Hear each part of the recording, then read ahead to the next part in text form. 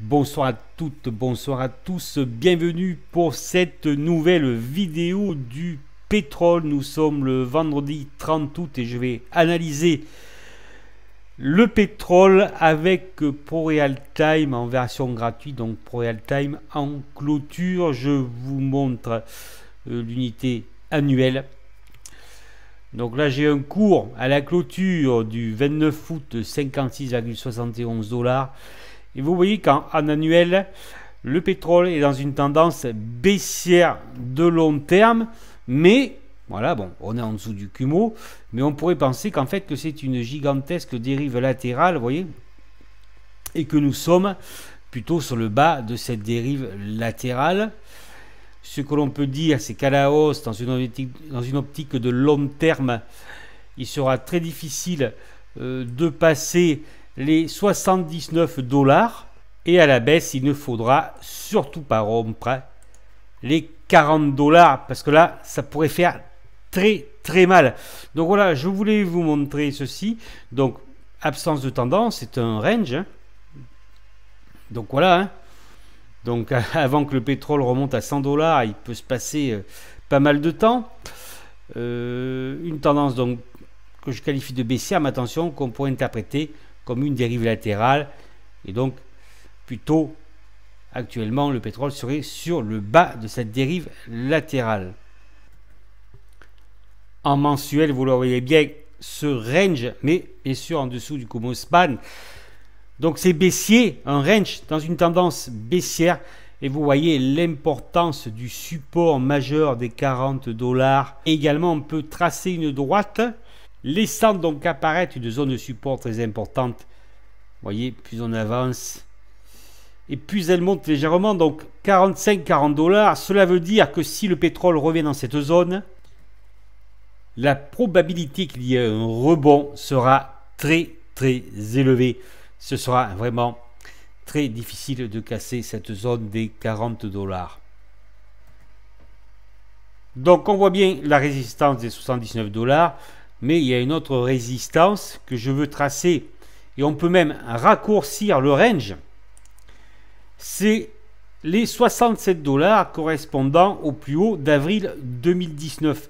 Et on va le voir en hebdomadaire. C'est un objectif, on va dire qui est très important.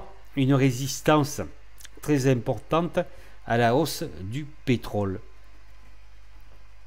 Nous voici en hebdomadaire, encore un range, une absence de tendance. On pourrait identifier ceci comme une phase 1 de Weinstein. On va supprimer quelques éléments. Il ne faut pas trop surcharger le graphique. Donc voilà un autre petit range. Si vous descendez d'une unité inférieure, nous pouvons tracer une oblique ici.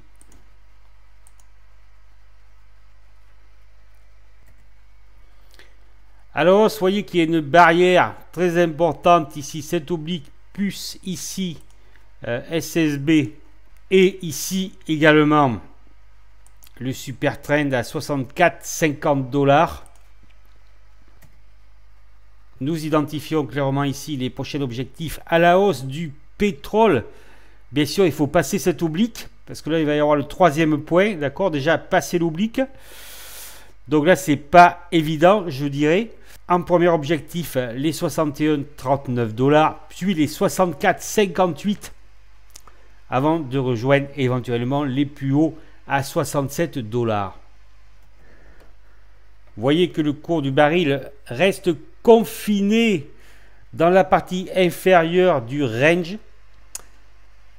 Et ce que l'on peut dire, ce sera très difficile de passer les 61,39 $. Vous voyez là, cette résistance là correspondant à SSB futur qui va jusqu'au mois de février 2020, ça va être très compliqué de passer ça, hein, parce que là, vous voyez, justement, cela peut constituer un signal de vente, ce qui fait qu'en fait, le pétrole pourrait naviguer entre nos 43 $ ici, 44 $ et 61 $ pendant un certain temps. Regardons ce que cela donne en journalier. On fait le ménage. Là, les 61,40, donc SSB hebdomadaire, vous êtes d'accord. L'oblique, donc là, vous voyez le Kumo là comme ça, là, il y a le super trend ici. Là, franchement, c'est très difficile de passer ça. Vous voyez, donc on a plutôt tendance à penser que le pétrole va refluer. Je rajoute une oblique qui constituera un triangle. Alors voilà, un triangle. Donc le WTI peut descendre vers cette base. Là, on dirait qu'il est à peu près au milieu. Donc on dirait que là, vu ce qu'on voit ici, que le pétrole va reculer progressivement vers les 51, vous voyez. Voilà, 51, 52, la base du triangle. Il peut y avoir une extension ici vers ce dernier point bas à 49,80 $.